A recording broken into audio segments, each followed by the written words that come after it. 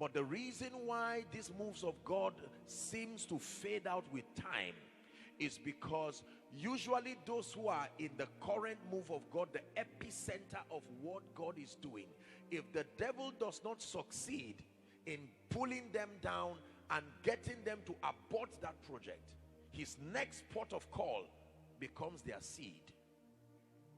Have you wondered why the children of pastors go through about the greatest attacks? It's not because they are bad, it's because there is prophecy upon them. Are we following now? It is important for you to understand some of these principles. Acts chapter 13 and verse 36. Just a moment and let me turn. Acts 13.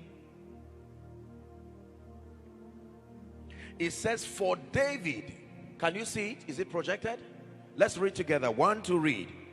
For David, after he had served his own generation by the will of God, fell asleep and was laid unto his fathers and saw corruption. Please look up.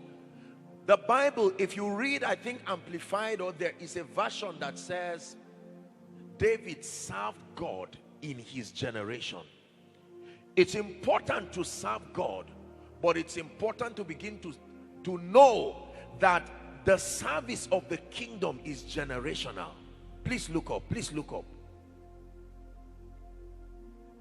There is an allocation of a generation given to men to represent the purposes of God.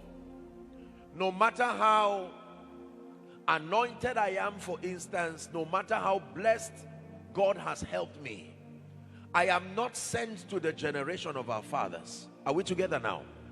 Even if I lift someone from a wheelchair and pray for all our mothers and fathers, 70, 60, 80 years, they love me, they will appreciate me as a wonderful son, but there is a voice that was raised for that generation. You have to understand this. God operates generationally, and the way that he operates is that he raises a people to grow with that generation. Our father in the Lord, Papa Iya Deboye, he grew with his generation, serving the purposes of the kingdom. And today, even in old age, he still remains a veteran of the gospel, being faithful, serving that generation.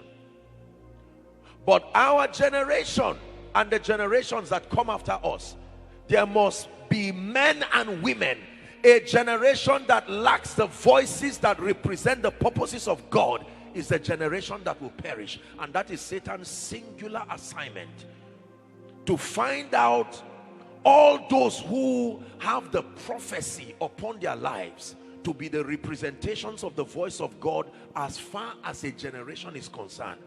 And he will handpick them with uncanny accuracy and destroy their lives and can leave that generation. That's why I said, gathered here today are men and women who, you are here today as proof that there is prophecy upon you. You are here today as proof that God literally handpicked you. Some of you probably would not even have made the conference, but God orchestrated that you be here. Do you know why? Because for every one of you sitting down, there are destinies that are praying. And can I tell